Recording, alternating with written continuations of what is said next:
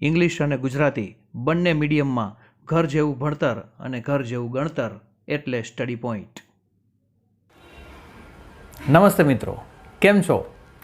આજે ધોરણ 10 એના સામાજિક વિજ્ઞાનના પાઠ નંબર 4ની ચર્ચાઓ શરૂ કરું છું. ત્યારે સૌથી પહેલાં તો મિત્રો 4 માર્કનો વેઇટેજ ધરાવતો આ પાઠ આપણે કુલ 4 ભાગમાં વહેંચી અને આગળ વધવું છે. એટલે સરળતાથી બધી માહિતી આપણને સારી રીતે સમજાઈ જાય અને યાદ પણ રહી જાય, રાઈટ? તો સૌથી પહેલાં હું રૂપરેખા આપી દઉં છું પ્રકરણની, કે આ પ્રકરણને કેવી રીતે આપણે ભણવાનું થાય છે. આ પ્રકરણને પહેલાં હું પ્રાચીન ભારતીય સાહિત્યના ભાગમાં વહેંચું છું. તમને અહીંયા કદાચ સ્લાઇડ દેખાતી હશે અથવા મેં તમને આપેલા મટીરિયલ્સને તમે સાથે રાખીને જોઈ શકો છો, બરાબર? પ્રાચીન ભારતીય સાહિત્યને હું ફર્ધર 2 ભાગમાં વિભાજિત કરીશ. એક છે સંસ્કૃત સાહિત્ય અને બીજું સંસ્કૃત સિવાયની 3 ભાષાઓની વાત. તો પહેલો વિભાગ આ છે. બીજું છે ગુપ્ત યુગનું સાહિત્ય, જેમાં ગુપ્ત યુગના સંસ્કૃત સાહિત્યની વાતો છે. આ વિભાગ નાનો છે, જેમાં 1 કે 2 માર્કના પ્રશ્નો મોટે ભાગે આવે છે. એમાં 9 સર્જકોની આપણે વાતો કરવી છે. ત્રીજો ભાગ છે મધ્યકાલીન સાહિત્યનો. આ પાઠનો મોટો ભાગ છે. આ મધ્યકાલીન સાહિત્યને પણ મેં ફર્ધર 3 વિભાગમાં વહેંચ્યો છે. એની અંદર 9 ભાષાઓની વાત સૌથી પહેલાં કરીશ. અગેઇન એ 1 કે 2 માર્કની છૂટી છૂટી એક ભાષાઓની વિગતો પરીક્ષામાં પૂછાય એવું છે. પછી આવશે પ્રાદેશિક ભાષાઓનું સાહિત્ય, જે મધ્યકાલીનમાં જ રચાયેલું છે. તેમાં 6 ભાષાઓની વાત કરવી છે. તમને આ બધું બોલું છું ત્યારે સામે રહેલું મટીરિયલ અથવા તો અહીંયા બાજુમાં દેખાતી સ્લાઇડમાં બધી જ વસ્તુ ટેબલાઇઝડ કરેલી છે, તે દેખાશે, સમજવામાં સરળતા રહેશે. અને ત્રીજો ભાગ છે એનો મુઘલકાલીન સાહિત્ય, જેમાં 5 ભાષાઓની મારે વાત કરવાની. ચોથો પોર્શન આવશે આપણા ભારતની પ્રાચીન અને બહુ પ્રખ્યાત એવી વિદ્યાપીઠોનો. તો આમાં આપણે 4 વિદ્યાપીઠો વિશેની માહિતી લેવાના છીએ, જેમાં સૌથી પહેલી એક નાલંદા છે, બીજું તક્ષશિલા છે, પછી વારાણસી એટલે કે કાશીની વિદ્યાપીઠ છે, અને છેલ્લે વલ્લભી વિદ્યાપીઠ. તો આ બધી વિદ્યાપીઠોને એક સાથે ચોથા વિભાગમાં હું મૂકીશ અને આપણે એ કટકા પ્રમાણે જ આખા પ્રકરણની માહિતી અને સમજણ મેળવવાના છીએ. તો થઈ જાઓ તૈયાર મિત્રો. શરૂ કરીએ છીએ આપણે સૌથી પહેલી વાત, જે આપણી પ્રાચીન સાહિત્યની વાત છે, પ્રાચીન ભારતીય સાહિત્યની. એમાં મેં 2 ભાગ પાડ્યા છે, સંસ્કૃત અને સંસ્કૃત સિવાયના. તો સંસ્કૃતમાં શું આપણે કહેવાનું થશે મિત્રો? કુલ વેદો, 4 વેદોની માહિતી. છૂટી 4 વેદોની માહિતી 2 માર્કમાં પૂછી શકાય. વેદાંગ 1 માર્કની અંદર નાની ડિટેલ્સ છે. ઉપનિષદ, બ્રાહ્મણ ગ્રંથો, પુરાણો અને સ્મૃતિ ગ્રંથો. તો આટલી વિશે માહિતીઓ છે. તો સૌથી વિગતે જોઈએ તો વેદો કુલ 4 છે. પ્રથમ વેદ ઋગ્વેદ. ઋગ્વેદ શું છે? સૌથી જૂનો વેદ છે મિત્રો, અને એની અંદર 1028 ઋચાઓ છે. 1028 આ દેવોની સ્તુતિ છે આ બધી ઋચાઓની અંદર, અને 10 મંડળોમાં એક વહેંચાયેલા છે આ બધા વેદના, ઋગ્વેદના ભાગો, અને દરેકનો અલગ અલગ ઋષિ ધારવામાં આવ્યો છે. તો આટલી માહિતી મિત્રો વેદો વિશેની છે.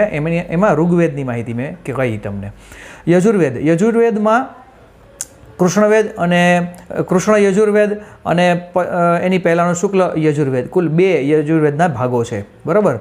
તો કૃષ્ણ યજુર્વેદ જે છે એની 7 શાખાઓ છે અને શુક્લની 15 શાખાઓ છે. આમાં યજ્ઞની વિધિઓ બધી દર્શાવેલ છે, જેની અંદર લગ્ન છે, મરણ છે જેવા વગેરે પ્રસંગોમાં જે મંત્રો બોલાય છે તે બધા યજ્ઞ અને વિધિ વિધાના મંત્રો તેમાં આપેલા છે. અચ્છા, હવે જે સૌથી પહેલો વેદ જોયો તો આપણે ઋગ્વેદ, તો એનો સંગીતમાં જે રૂપાંતરણ કરી અને સંગીતમય એ વેદને કેવી રીતના રજૂ થાય તેની ઋચાઓની સંગીતમય રજૂઆત જે કરે છે તે વેદનું નામ છે સામવેદ. કયો વેદ? સામવેદ. તો આ સામવેદ છે એમાં ઋગ્વેદની ઋચાઓનું ગાયન છે. 75 ઋચાઓ સિવાય 75 સિવાય બધી ઋગ્વેદની ઋચાઓનું ગાન એમાં છે, બરાબર છે? એમાં 1549 ઋચાઓ છે. થોડી વધારાની વિગતો હું આપું છું, જસ્ટ ફોર યોર નોલેજ. એ લખશો તો વધારે સારું રહેશે. તો વેદની માહિતી અહીંયા પૂરી થાય છે 4 વેદો. પછી આવે છે વેદાંગ, જેમાં કર્મકાંડો, જ્યોતિષ, વ્યાકરણ અને ખગોળશાસ્ત્ર જેવા ભાગોનો સમાવેશ થાય છે. વેદનું સરળીકરણ છે એ વેદાંગમાં અપાય છે. વેદ પછી વેદના અંગો. પછી આવે છે ઉપનિષદ. ઉપનિષદનો અર્થ થાય છે જે બ્રહ્મ સમીપ લઈ જાય તે. જે બ્રહ્મ સમીપ એટલે કે નજીક લઈ જાય તે. ઉપનિષદનો અર્થ આવો થાય છે. ગુરુ અને શિષ્યના સંવાદોમાં આ ઉપનિષદો બધી હોય છે. આ ઉપનિષદોને કોઈક એક મત પ્રમાણે વેદાંત પણ કહેવામાં આવે છે. બૃહદારણ્ય, છાંદોગ્ય, આ બધા કઠોપનિષદ વગેરે ઉપનિષદોના અલગ અલગ નમૂનાઓ છે. ઉપનિષદના વિષયો મોટે ભાગે જીવન, મૃત્યુ, બ્રહ્માંડનો આરંભ, દાર્શનિક પ્રશ્નો આ બધા હોય છે, જે ફિલોસોફિકલ ગૂઢ ચર્ચાઓ, રહસ્યો વગેરે પ્રશ્નોત્તરી ઉપનિષદોમાં આપેલી હોય છે મિત્રો. બ્રાહ્મણ ગ્રંથો નવી વાત છે. એ સકામ યજ્ઞો માટે બ્રાહ્મણ ગ્રંથોની અંદર બધી વિધિઓ વગેરે લખેલું છે. ઐતરેય બ્રાહ્મણ ગ્રંથ, સતપ્રથ બ્રાહ્મણ ગ્રંથ વગેરે આ બ્રાહ્મણ ગ્રંથો છે. એના પરિશિષ્ટો એટલે કે એના જે વિભાગો હોય, જેમ ચેપ્ટર્સ આપણે હોય છે, હવે એને આરણ્યકો કહેવામાં આવે છે. તો બ્રાહ્મણ ગ્રંથો પછી વાત છે પુરાણોની. પુરાણો કુલ 18 છે. કેટલા પુરાણ છે? 18. વૈદિક ધર્મને હિન્દુ ધર્મનું સ્વરૂપ આપવામાં પુરાણોએ ખૂબ મહત્ત્વની ભૂમિકા ભજવી છે. પહેલાં હિન્દુ ધર્મ એવું નામ નહોતું, સનાતન અથવા વૈદિક ધર્મ નામ હતું, બરાબર. મહાકાવ્ય તરીકે એમાં રામાયણ પુરાણોની અંદર ખૂબ મહત્ત્વનું સ્થાન ધરાવે છે. રામાયણમાં 24,000 શ્લોકો છે, ચોપાઈના સ્વરૂપે એમને લખેલું છે, અને એમાં ભગવાન શ્રી રામના જીવન અંગેની કથા છે, જે આપણે સૌ જાણીએ છીએ. બીજો એવો મહાન ગ્રંથ છે મહાકાવ્ય, એવું મહાભારત, જેની અંદર 1,00,000 શ્લોકો છે. શ્રીમદ ભગવદ્ ગીતાજી આ મહાભારતનું જ એક અંગ છે, એનો એક ભાગ છે, જેમાં 700 શ્લોક આવેલા છે. તો આ પુરાણની અંદર આવેલા બધા 2 મહાકાવ્યો છે આપણે, એની પણ મેં વાતો કરી મિત્રો. મહાકાવ્ય તરીકે રામાયણ અને મહાભારતનો છૂટો 2 માર્કનો સવાલ મિનિમમ પૂછાય એવી શક્યતા છે. જૂના કોર્સમાં એ પૂછાતો, જૂના પેપરના જે સ્ટાઇલ હતી એમાં. છેલ્લે આવે છે સ્મૃતિ ગ્રંથો. ધર્મ અનુમોદિત કર્તવ્યો એમાં આપેલા છે. સ્મૃતિ ગ્રંથોની અંદર જે નિયમો, રિવાજો વગેરે આપણને દર્શાવતા હોય છે. સ્મૃતિ ગ્રંથો પછી એની સાથે સાથે જે આવેલા છે, દાખલા તરીકે વિવિધ ક્ષેત્રોના નિષ્ણાત લોકોએ લખેલા પોતાના ગ્રંથો, જેમ કે કૌટિલ્યએ લખેલું છે અર્થશાસ્ત્ર, તો જે વહીવટી જ્ઞાન આપે છે. તો આ પ્રકારના બધા ગ્રંથો છે એ પ્રાચીન ભારતીય સાહિત્યનો આપણને પરિચય આપી જાય છે. તો કન્ક્લુઝન કરી દો મિત્રો, તો પ્રાચીન ભારતીય સાહિત્યનો પરિચય આપો, આવું જો લખ્યું હોય સંસ્કૃત ભાષામાં, તો ત્યારે તમારે ઘણો પ્રાચીનમાં શું કહેવાનું, તો કે વેદો 4 છે, વેદાંગ, ઉપનિષદ, બ્રાહ્મણ ગ્રંથો, પુરાણો અને સ્મૃતિ ગ્રંથો. તો પ્રાચીન ભારતીય સાહિત્યમાં સંસ્કૃત સિવાયની ચર્ચા કરીએ ત્યારે 3 ભાષાઓ વિશે વાત છે. પરીક્ષાલક્ષી વાત કરું તો 3 ભાષાઓ વિશે 2 માર્કમાં છૂટા સવાલ પૂછાય છે. આ ખાસ નોંધ રાખવી. તો મિત્રો એ પ્રમાણે હું ભાષા પ્રમાણે ચર્ચા કરીશ. બૌદ્ધ સાહિત્યની અંદર સૌથી પહેલાં પાલી ભાષામાં આ બધા સાહિત્યોની રચના થયેલી છે. પાલી, કઈ ભાષા? પાલી, બરાબર છે. આની અંદર મુખ્ય જે ગ્રંથો છે એમાં ખાસ કરીને ત્રિપિટક, તેનું બહુ મહત્ત્વનું સ્થાન છે. ત્રિપિટક બૌદ્ધ ધર્મમાં, જેની અંદર બુદ્ધ ભગવાન પોતે અને એના શિષ્યોનો સંવાદ એમાં રજૂ કરાયેલો છે. ત્રિપિટકમાં એક છે સુક્ત પિટક, જેમાં આવા સંવાદની રચના છે. ત્રિપિટકનું નામ છે, ત્રિ એટલે 3, તો પિટકનો મતલબ થાય છે એક પ્રકારનું રચના અથવા પુસ્તક. તો એક સુક્ત પિટક છે, બીજું વિનય પિટક છે, અને ત્રીજાનું નામ છે અભિધમ્મ પિટક.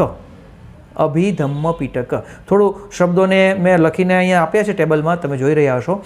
તો એને 2 વાર 3 વાર 5 વાર ઉચ્ચારણ કરવું, જેથી સ્પષ્ટોચ્ચારણ થાય અને આપણને એનો અર્થ પણ સરસ રીતના સમજાય અને યાદ રાખવામાં સરળ રહે.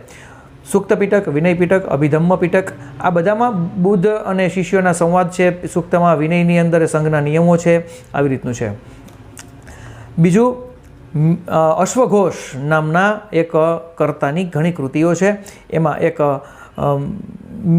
મિલિંદ પન્નો એ છે, જેમાં મિનેન્દર નામનો રાજા હતો. મિલિંદ આમ તો કહેવાય. તો એ રાજાએ જ્યારે મિનેન્દર નામ સ્વીકાર્યું અને બૌદ્ધ ધર્મ સ્વીકાર્યો, એનો અને નાગસેન નામના બૌદ્ધ ભિક્ષુ જે આગળ પડતી કક્ષાના હતા, એમના સંવાદો આપેલા છે.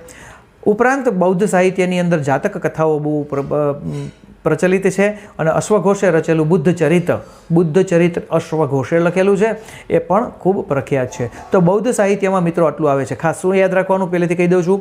3 પિટકો, ત્રિપિટક, 3ના નામ, મિલિંદ પન્નો, જેની અંદર મિનેન્દર અને નાગસેનના સંવાદો છે, જાતક કથાઓ, જેની અંદર આપણે કેમ પંચતંત્ર છે એની જેમ અલગ અલગ વ્યવહારો જ્ઞાન આપતી જાતક કથાઓ છે, ધર્મનો બોધ આપે, અને બુદ્ધ ચરિત્ર અશ્વઘોષનું. તો આટલી વસ્તુઓ તમારે ખાસ યાદ રાખવાની છે, જેમાં 2 માર્ક મિનિમમ મળે. તો પ્રાચીન ભારતીય સાહિત્યમાં સંસ્કૃત સિવાયમાં બૌદ્ધ સાહિત્યની વાતો કરી, અહીંયા 2 માર્ક પૂરા થાય છે મિત્રો. આમાં આગળ જઈએ. જૂની ગુજરાતી ભાષા. આમાં આપણે વ્યક્તિ પ્રમાણે એમને જે સાહિત્યની સર્જન કર્યું છે એ સાહિત્યના પ્રકાર તરીકે યાદ રાખવાનું છે. જેમ કે નરસિંહ મહેતા છે તો ભક્ત ગીતો માટે પ્રખ્યાત છે. મીરાબાઈ છે તો એમના પદો માટે પ્રખ્યાત છે. મીરાબાઈના પદ બોલાય. નરસિંહ મહેતાના ભજન અને ભક્તિ ગીતો કહેવાય. દયારામ છે એ ગરબી પ્રકારે ઓળખાતી સાહિત્યની રચના લખતા ગરબી, દયારામની ગરબી પ્રખ્યાત છે. અખાના છપ્પા, આ તમારે કોર્સમાં ગુજરાતીમાં ભણવામાં આવે છે, રાઈટ. તો અખાના છપ્પા, અખો છપ્પા લખે. પ્રેમાનંદ છે અને પ્રીતમ છે, એ બંને આખ્યાનકારો છે. તો જૂની ગુજરાતી જે સંસ્કૃત પુત્રી તરીકે જન્મી, પછી એમાં જે સાહિત્ય રચાયું તેની અંદર આ 6 વ્યક્તિઓ ખાસ મહત્ત્વના છે. પછી આ જે જૂનો ગુજરાતીનો કાળ અને નવી ગુજરાતી અર્વાચીન, ની વચ્ચે જે લોકો આવ્યા અને અર્વાચીનમાં પછી આગળ વધ્યા તે બધાઓ એ કોણ કોણ હોય તો એમના નામ તમારે યાદ રાખવાના છે. એમાં નર્મદ આવે, નવલરામ આવે, કિશોરલાલ મશરૂવાલા આવે, ગોવર્ધન રામ ત્રિપાઠી, આ બધા આખા એક નવી જનરેશન લાગુ પડી જે અર્વાચીન ગુજરાતી તરફ આપણને લઈ ગયા. તો મિત્રો જૂની ગુજરાતીમાં આટલું જ છે, 2 માર્કમાં પૂછાય. બીજી વાત છે, હવે દક્ષિણ ભારત તરફ જવાનું છે. આપણે દ્રવિડ કુળની ભાષાઓ, દ્રવિડ કુળ, તો દ્રવિડ લોકો જે પહેલા પાઠમાં તમારે ઇતિહાસમાં આવે, બરાબર, કે જે દ્રવિડ લોકો છે એમ ધીમે ધીમે સંકોચાતા દક્ષિણ ભારત તરફ આવ્યા. આ દ્રવિડ લોકોના મૂળ ભાષા તમિલ હતી, તમિલ. તો તેમાંથી અન્ય 3 ભાષાઓનો ઉદ્ભવ થયો અને એ જે ભાષાઓ છે એમાં તેલુગુ આવે, કન્નડ આવે અને મલયાલમ આવે બાકીની. એટલે કુલ 4 દ્રવિડ ભાષાઓ છે, તેની વિશેની માહિતી આપણે યાદ રાખવાની છે. અલગ અલગ છે. તમિલ ભાષાની પહેલાં વાત કરી દઉં છું. શિલપ્પતિકારમ અને મણિખેલાઈ, તો આ 2 પ્રાચીન તમિલ ગ્રંથો છે તમિલ ભાષામાં. તો સૌથી પ્રાચીન તમિલ ભાષાના ગ્રંથો 2, એના નામ તમારે યાદ રાખવાના. તેલુગુ સાહિત્યની અંદર એને સંગમ સાહિત્ય તરીકે પણ ઓળખાય છે. તો એની અંદર 3 ગ્રંથો મુખ્ય છે. એમાં એત્તુ થોકઈ, બરાબર, એત્તુ થોકઈ, જો ભાઈ અહીંયા શબ્દો છે મારા હિસાબથી સ્પષ્ટ બને એટલા હું મેં ઉચ્ચાર્યા છે, ભૂલચૂક ક્ષમા કરજો, પણ આપણે આ યાદ રાખવું પડશે. આ રીતના મેં કહ્યું એમ 2-5 વાર બોલવું. એત્તુ થોકઈ, આ 8, એત્તુ એટલે 8 કાવ્યોનું સંકલન છે. એમાં બીજું છે વ્યાકરણ ગ્રંથ એમનો, બરાબર છે, તેલુગુ સાહિત્યનો વ્યાકરણ ગ્રંથ. આપણે કેમ પાણીનીનો અષ્ટાધ્યાયી છે એવી રીતે અહીંયા વ્યાકરણ ગ્રંથ છે તોલકાપ્પિયમ. સમજાણું? મારી સાથે બોલવાનું, તોલકાપ્પિયમ. તો એ વ્યાકરણ ગ્રંથ છે તેલુગુનો. પથ્થુપાતુ, પથ્થ એટલે 10, પથ્થુપાતુ 10 ગીતો તરીકે ઓળખાતો એક ગીતોનો સંગ્રહ છે. તો અહીંયા તેલુગુ સાહિત્યનું તો કન્નડ સાહિત્યમાં તિરુવલ્લુવર નામના સંત થઈ ગયા, સંત તિરુવલ્લુવર. તો એમણે કુરલ નામનો ગ્રંથ લખેલો છે. કુરલ, કુલર નહીં, કુરલ. તો કુરલ, એમાં જીવનના ઘણા પાસાઓનું એમણે વર્ણન કર્યું છે. એક ઘણો ઉપદેશાત્મક ગ્રંથ પોતે રચ્યો છે સંત તિરુવલ્લુવર. કન્નડ ભાષા યાદ રાખવાનું. મલયાલમ, ચિંતા નથી કરવાની, મલયાલમ ભાષા માટે અહીંયા કોઈ નમૂના કે કોઈ કર્તાકૃતિ આપેલ નથી, માત્ર ભાષાનો ઉલ્લેખ હોવાથી મેં કર્યો છે. તો અહીંયા પૂરું થાય છે તમિલની 4 ભાષાઓની વાતો. તો આટલું પૂરું કર્યા બાદ આપણે મિત્રો આ પ્રાચીન ભારતીય સાહિત્યની અંદર પૂર્ણાહુતિ કરીએ છીએ, જે આ પાઠનો એક ભાગ પૂરો થાય છે. બાકીના વિડીયો માટે જોતા રહો સ્ટડી પોઈન્ટ. ઘર જેવું ભણતર, ઘર જેવું ગણતર.